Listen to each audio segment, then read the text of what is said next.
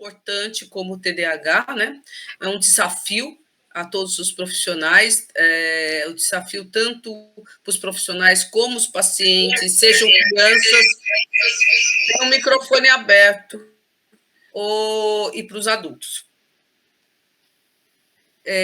Passa para mim, Andréia. Eu não sei, é você que vai passar, né? Tá. Isso. Então, a questão da... Hoje nós vamos fazer o nosso primeiro webinário, né? Eu sou a Sônia Palma, sou psiquiatra em infância e adolescência, doutora em ciências, e vou falar sobre diagnóstico e tratamento. Depois, a Camila Teles, que é psicóloga e especialista em TCC, terapia cognitiva comportamental, neuropsicóloga, vai abordar as avaliações neuropsicológicas. A Cleusa Manicati, coach, inteligência emocional e analista de perfil comportamental, irá, então, falar para nós sobre a questão da inteligência emocional. E, por fim, Andréia Correia, psicóloga, especialista em TCC, também neuropsicóloga, vai abordar as terapias. Então, a terapia comportamental cognitiva, que é uma ferramenta importante para o tratamento dos pacientes, das pessoas, dos indivíduos com transtorno do déficit de atenção e hiperatividade. Eu vou falar, então, um pouco de diagnóstico e tratamento. O TDAH não é uma doença recente, né? Existem já trabalhos descritos na literatura, né? E uma das primeiras descrições já foi no século XIX, quando um psiquiatra alemão ele descreveu o comportamento de crianças que eram o que hoje nós conhecemos como hiperatividade e impulsividade. E esse problema, esse distúrbio de comportamento, na época, ele deu o nome de insanidade impulsiva ou de inibição defeituosa. Ou seja, ele já pensava, né, que havia uma dificuldade no controle inibitório de algumas atitudes que não eram compatíveis, né, com o nível de desenvolvimento dessas crianças. Essa é a linha do tempo, nós temos aí, só para mostrar o quanto, né, dessa linha do tempo ela é importante, né? Aqui nós temos ainda 2015, 2013, quando foi o DSM-5, descreve, então, a última versão dos critérios, né, para o transtorno de déficit de atenção e hiperatividade, mas se vocês olharem, desde 1900, nós já temos conhecimento e critérios diagnósticos para fazer um correto diagnóstico dessa.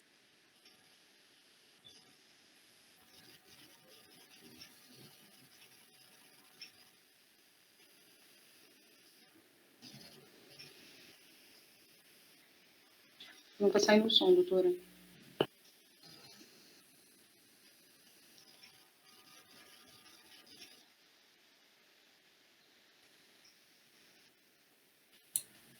Nada? Vocês não me ouviram nada do que eu falei? E o que passou, não? Sim, sim, acho que foi só nesse finalzinho da linha do tempo. Então, na linha do tempo é isso, para mostrar, né, que não é uma doença, não é um transtorno novo, né, já vem com descrições desde 1900 até 2013, quando foi a última classificação, né, pelo DSM-5. Então, na infância, então, o transtorno de déficit de atenção e hiperatividade, em geral, eles fazem parte daqueles transtornos que nós chamamos de transtorno de externalização, né?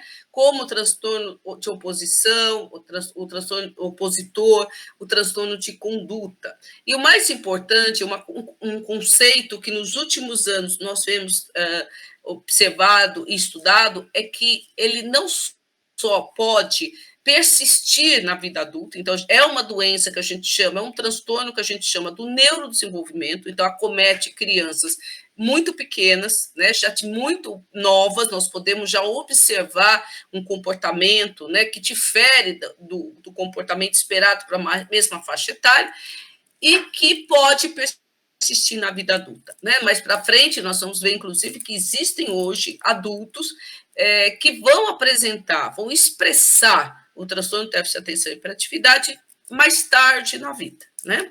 Então, a hiperatividade, né, em geral, ela acaba sendo controlada mais rapidamente, né, com o crescimento e a maturação cerebral, mas a desatenção permanece muito mais constante ao longo do desenvolvimento dessas crianças, causando prejuízo social, acadêmico e profissional. Aliás, esse conceito de prejuízo é que vai dar a nós essa característica de transtorno, porque esquecidos todos nós somos, impulsivos todos nós somos, mas o que dá exatamente a diferença entre um comportamento desviante do normal para um transtorno é a questão do prejuízo. Né? Então, por que nós temos que dar atenção, né, ao déficit de atenção? Né? Esse é um trocadilho, né, que a gente faz, né, que eu gosto de fazer, né? Que, na verdade, ele é o distúrbio mais comum, distúrbio neurocomportamental, mais comum na infância. Né? Tem uma prevalência, né, estável, ou seja, isso é muito importante também para não parecer que é um transtorno causado por influências sociais, ele tem uma prevalência estável nos últimos 30 anos, né? E ele aparece em todos os cantos do mundo, né? Não é um privilégio de um país ou de outro, como às vezes tem, né, algumas questões, alguns transtornos, como os transtornos dissociativos, que são mais comuns na América do Norte. No caso do TDAH, ele aparece em todos os continentes, né?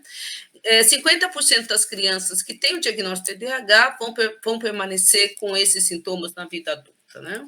E levando a prejuízos, como eu falei, né, acadêmicos, familiares, sociais.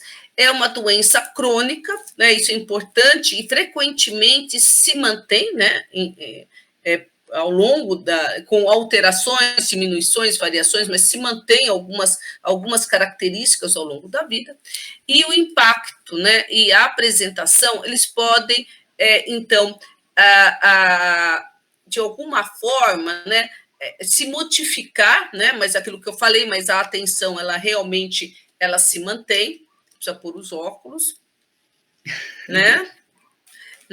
E, por exemplo, uma criança impulsiva que sobe na mesa, sobe no armário, um adulto não vai fazer isso, mas ele pode ser um adulto que goste, por exemplo, de esportes muito radicais, muito perigosos, né? E, em geral, né, eles acometem mais meninos do que meninas.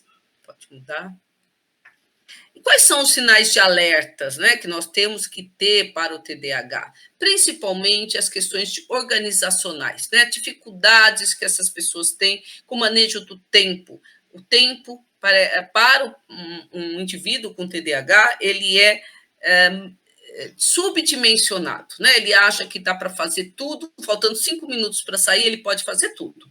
Dá para ele comer alguma coisa, pegar, abrir o computador, ler o WhatsApp, e com isso ele leva a atrasos frequentes, perda de compromissos, né, a projetos não terminados. Né? Agora, esses últimos 2 finais de semana, né, nós tivemos o Enem em São Paulo, e aí a gente vê, né, as pessoas, os estudantes chegando com o portão fechando, pulando o muro, fazendo, porque eu fico pensando quantos deles, se fizesse um rastreio, não seriam um TDAH, por conta desse manejo difícil com o tempo. O desempenho ruim, né, na escola, não entrega trabalho, né, não estuda para a prova correta, ou no trabalho tem muita dificuldade de cumprir os prazos, muitas vezes tem uma questão de controle da raiva, uma dificuldade, né, são muito explosivos, impulsivos, que isso vai levar, então, a problemas familiares e problemas conjugais, né, importantes, familiares, às vezes, até de famílias onde um tio, uma tia, não querem que o sobrinho vá em casa por toda a bagunça que ele faz, maridos que não pagam contas, esposas que esquecem, às vezes até os filhos na escola. Então, assim, trazem problemas importantes. Né? E, com isso, uma dificuldade muito grande de manter a rotina, né, e também de manter a sua autorregulação. E os adultos podem ter muita dificuldade com dinheiro também, controle de dinheiro. Assim como eles têm um descontrole no tempo, o tempo parece elástico para eles, a questão também financeira pode parecer que eles podem gastar mais do que aquilo que eles podem, na verdade. Essa apresentação clínica, desatenção, hiperatividade e impulsividade. Eu costumo dizer que o transtorno de déficit de atenção e hiperatividade traz em si, no próprio título, as principais questões clínicas, só que elas não são, vamos dizer, exclusivas do transtorno do déficit de atenção e hiperatividade. Então, a desatenção nós podemos ter isoladamente na depressão, no transtorno bipolar, na ansiedade. Na hiperatividade, nós podemos ter em lesões neurológicas, nós podemos ter no ansioso, os impulsivos, os transtornos de personalidade, né, dos transtornos de conduta, mas o que caracteriza, então, o transtorno do déficit de atenção e hiperatividade é as somatórias dos principais sintomas que têm que ser persistentes e desde muito pequenos. Então, a não ser nos casos de adultos, né, que essa é um outro estudo que nós estamos começando a fazer, mas a apresentação clínica, só a desatenção, hiperatividade e impulsividade, ela remete ao TDAH, mas não é exclusivo dele.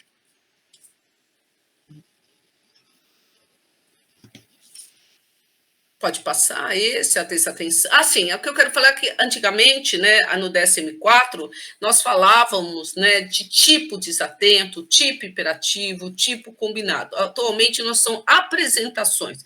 Por quê? Porque hoje eu posso estar mais desatento, amanhã um pouco mais impulsivo, hiperativo, né?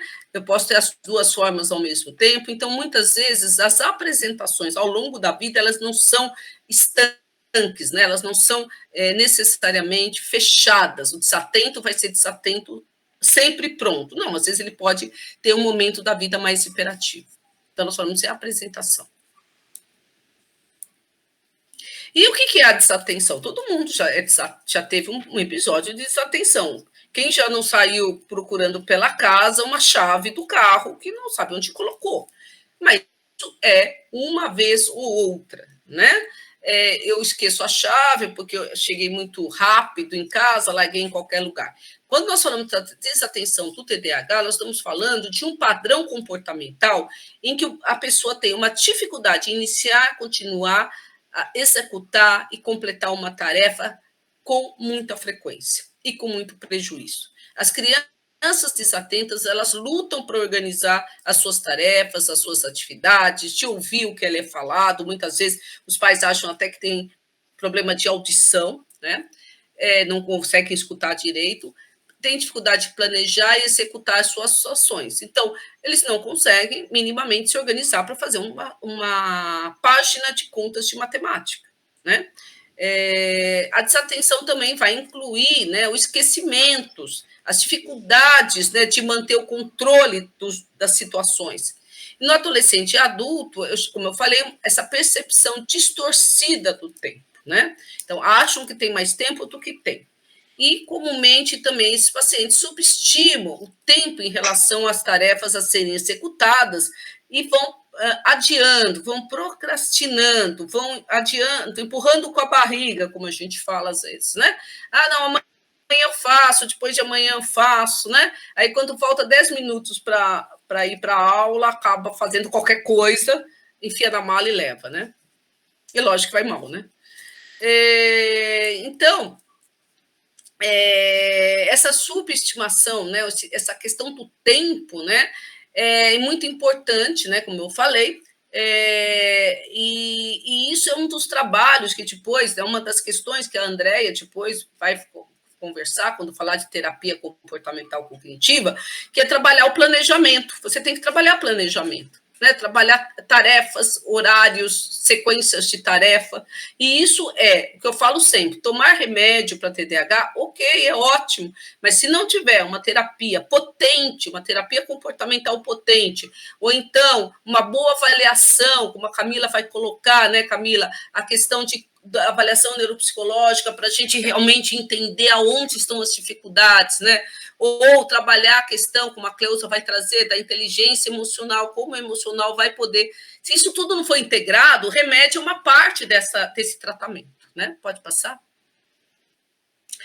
A hiperatividade, então, a desatenção, nós já falamos, a hiperatividade ela é caracterizada, então, por uma atividade física excessiva, né? É interessante, né? Porque você fala atividade física excessiva, né? Mas, assim, literalmente, eles não param quietos. Eles, um desses dias atendi uma criança que literalmente ficava de cabeça para baixo no sofá, né? Pulando, medo da janela, porque pulava, ia para a janela, voltava, escorregava no sofá, engatinhava pelo chão. Então, é como se eles não pudessem. Essa hiperatividade é uma hiperatividade motora, de córtex motor, né? Não é que eles querem, eles ficam só com vontade de fazer, não, eles são impelidos a fazer essa atividade física excessiva, né?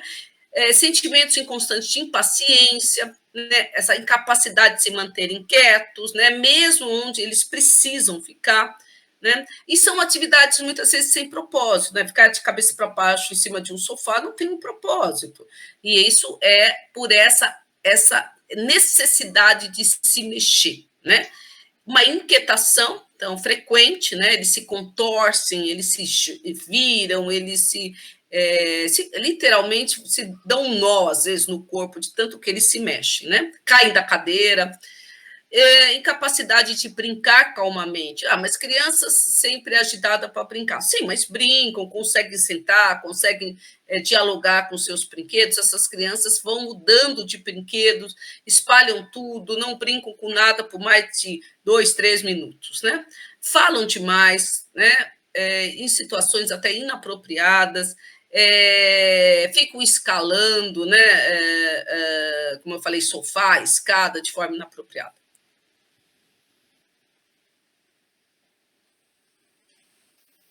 Dificuldade, então, em retardar uma ação ou resposta, mesmo quando é sabido que essa ação trará consequências negativas.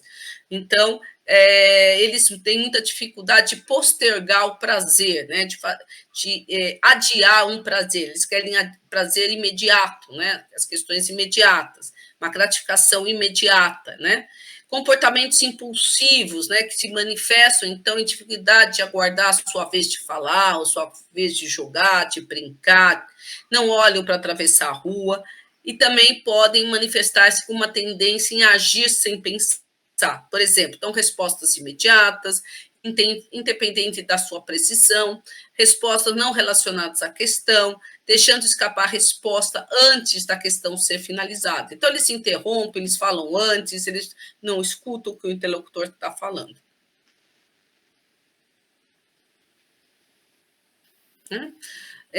Ações precipitadas, que eu já falei, né? A questão dos desejos de recompensa imediata e os comportamentos impulsivos, né? Isso pode trazer, então, consequências no adulto no seu desempenho profissional. Então, os pais podem, de alguma maneira, ter dificuldade em aceitar esse diagnóstico, né? Até porque, como é um transtorno hereditário, muitas vezes os pais também têm, um dos pais tem o transtorno do déficit de atenção e hiperatividade. E aí é comum eles falarem, mas eu era assim quando criança, eu era igualzinho a ele, né? E me dei bem na vida, né? Outra coisa que os pais falam, não, ele não tem TDAH. Nossa, ele fica 3, 4, 5 horas em frente ao videogame jogando, né? Então, é uma dificuldade, né, de perceber esses comportamentos e generalizar ou trazer para a vida deles. Eu também tive e me dei bem. Só que cada um é cada um, né? E realmente tarefas de alto nível de recompensa, eles vão ter muito mais atenção. Jogar videogame é muito mais atraente do que fazer 2 páginas de lição de matemática. Então, eles vão ficar focados, né? Quando gostam, eles fazem hiperfoco, né? Eles ficam realmente focados, mas dá prazer para eles, não naquilo que realmente é necessário. Doutora, posso só fazer uma colocação sobre esse ponto? Eu costumo falar para os pais também o seguinte: você conseguiu, você passou por tudo isso, né? Mas com quais dificuldades? Foi penoso, né? Com peso, né? Qual o peso disso? Qual o peso disso? Você quer também que o seu filho passe por esse processo, que tenha que sofrer tudo que você sofreu para conseguir chegar a ser o adulto que você é hoje? Então, a hora que a gente traz isso, parece que dá um start também, um alerta, eles falam, então eu preciso realmente não desejar isso para o meu filho. E tem pais que falam, nossa, mas isso é um transtorno, então muitas vezes eles saem do consultório e marcam para eles, né, fazerem uma consulta e tudo. Tem diferentes reações. Pode passar. E é isso que a Andrea colocou, né? Todo o TDAH cresce e vira adultos, com certeza. Mas quais são as consequências na qualidade de vida desses indivíduos, né? Estudos de qualidade de vida mostram esse alto impacto em vários domínios, né?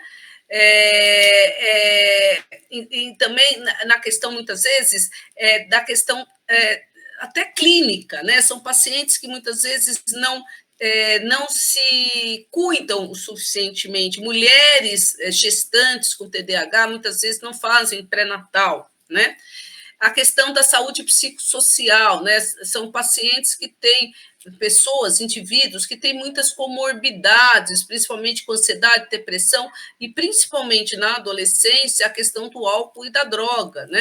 Que os adolescentes já têm, né, normalmente, uma experimentação, né, no meio da adolescência em relação a essas substâncias, né?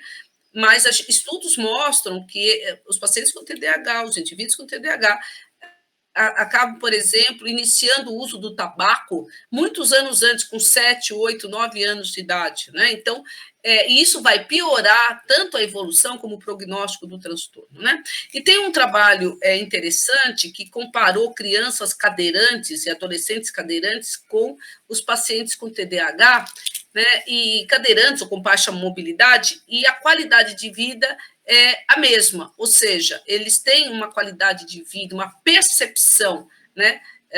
Se você comparar TDAH saudáveis e a mesma idade com restrição de movimento, né?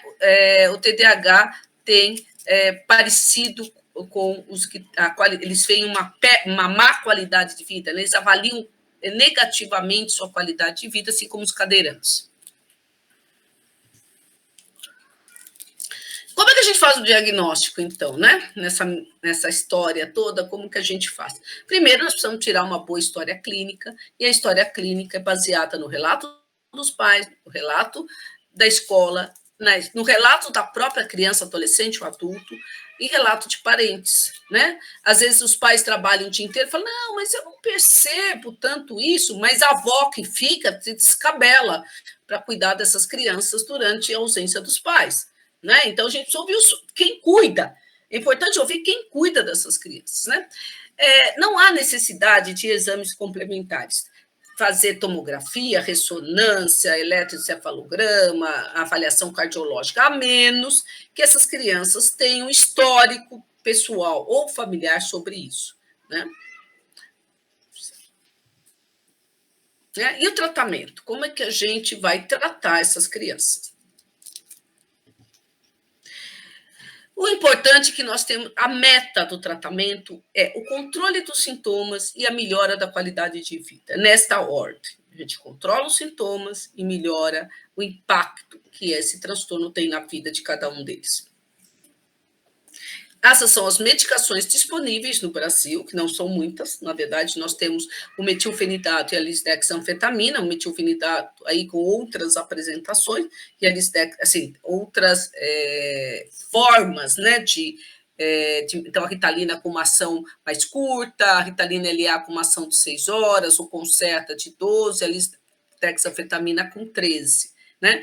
Isso é importante, e este quadro é importante também os pais saberem, os professores saberem, porque em cima dessas medicações que serão usadas, é que vai se poder fazer uma análise, né? Por exemplo, uma criança extremamente hiperativa, que faz um curso, uma escola de período integral ou semi-integral, não dá para dar uma medicação de 4 horas. Né? Então, muitas vezes os pais chegam e falam: a professora está reclamando que o fulaninho lá, o Joãozinho, está muito, muito agitado. Aí a minha pergunta é: qual horário? É quando ele está na última aula. Na última aula, provavelmente, a questão da medicação, que é curta, não deu para controlar todos os sintomas durante. Então, conhecer a rotina da criança, do adolescente, do adulto é fundamental na escolha e também no acompanhamento das medicações. Por quê? Porque se não tratar, nós vamos ter muitos impactos. E quais impactos? Na infância, baixa autoestima. Eles são muito criticados, eles são vagabundos, são preguiçosos, são desmotivados. Não é isso que as famílias falam, os parentes falam, às vezes os professores falam isso. Eles sofrem muitos machucados, lesões. Existem estudos americanos mostrando o impacto financeiro do TDAH nas crianças, porque eles são muito desastrados, eles têm uma incoordenação, eles caem muito, vão muito para pronto-socorro, quebram braço, quebram perna, levam sutura no rosto, na cabeça, no braço. Então, eles têm muito. Na adolescência, as questões acadêmicas, às vezes, esses pacientes, essas crianças, esses adolescentes abandonam a escola, expulsões, problemas de relacionamento com seus pares, né, que vai, então, para o uso precoce e mais difícil de tratar de substância psicoativa, acidentes de carro na adolescência, né, no adulto jovem, né, muita perda de carta, né, aquele ano que tem um ano de experiência, eles acabam perdendo porque eles cometem muitas infrações por falta de atenção.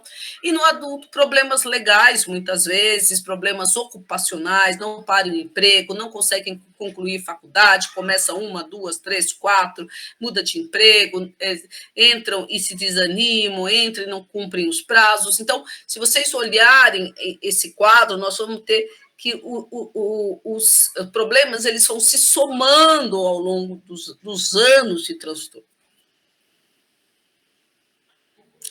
Então, uma coisa importante hoje, que nem todo TDAH começa na infância. Então, por quê? Porque, sim, na verdade, eles têm alguns sintomas leves na infância, mas muitas vezes a inteligência compensa, a escola não muito puxada, não muito, que cobre muito. Então, eles vão conseguindo mascarar os sintomas, mas quando chega no pré-vestibular, quando chega numa faculdade, quando chega num emprego que requer mais atenção, concentração e planejamento, eles não conseguem, né? Outro dia eu atendi uma enfermeira e ela falava que a dificuldade dela é de fazer o planejamento das medicações. Enfermeiro é a pessoa mais organizado.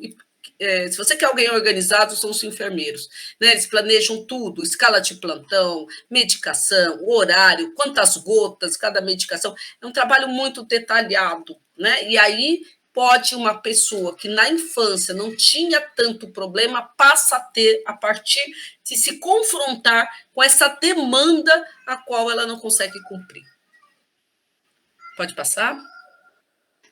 Então, embora então isso que eu estava falando, né, a TDAH seja considerado um distúrbio da infância, persiste na vida adulta, em metade dos casos, e muitas vezes também pode aparecer, né, na vida mais adulta, com a dificuldade de concentração, de concluir tarefa, com oscilações de humor, impaciência e dificuldade de se manter em relacionamentos, seja afetivos, sejam empregatícios. Né? Aqui é importante no adulto, o adulto em geral, né, Camila, eu encaminho para Camila, para a Andréia, fazerem avaliação neuropsicológica.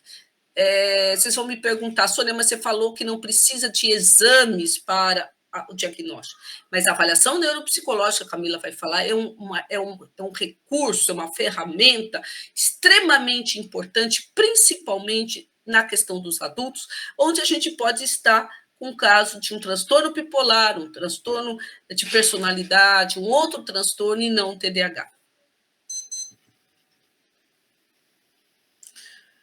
Já falei isso, pode passar. Então, como eu falei, a hiperatividade em adultos não vai ser igual à hiperatividade da criança. Então, quando você um adulto hiperativo, o adulto desatento é fácil perceber, ele conta e você vai vendo, né?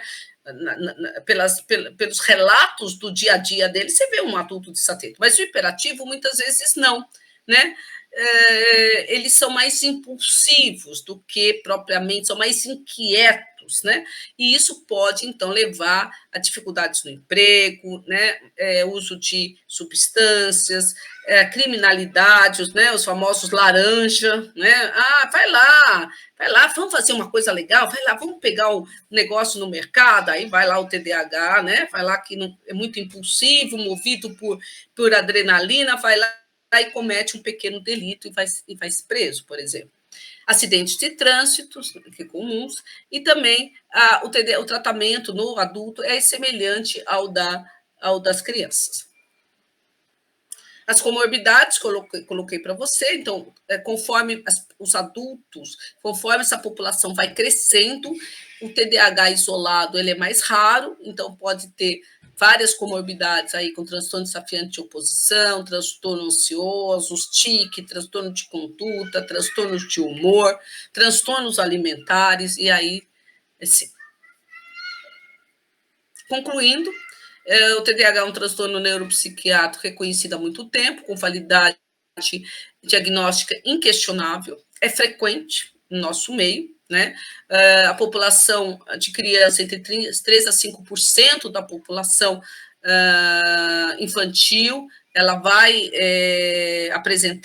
pode apresentar quadros de TDAH. Tem bases claramente neurobiológicas, com forte participação genética no seu desenvolvimento. A avaliação é primordialmente clínica, mas nós nos falemos de ferramentas que serão discutidas pelas apresentadoras subsequentes e vai implicar num comprometimento acentuado na vida do indivíduo.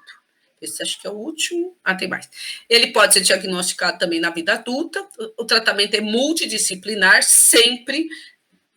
Medicação, terapia, em crianças, às vezes, fono, psicopedagogo, no adulto, né? Acho que a Cleusa, como coach, pode depois falar um pouco sobre isso, a necessidade, então, de trabalhar questões, encaminhamentos, trabalhar melhor os potenciais, né, Cleusa? Você vai falar importantíssimo no adulto, falar sobre isso, mas medicações têm um papel importante, mas é o que eu falo, nada isoladamente faz milagre, né? Tudo tem que ser dentro de um contexto.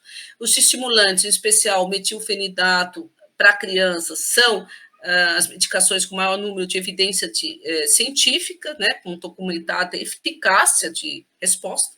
Estimulantes de longa ação que possibilitam, então, tomadas diárias, está associado a uma melhor aderência ao tratamento. E é isso, muito obrigada, então. E aí, deixo aí com a Andréia a palavra.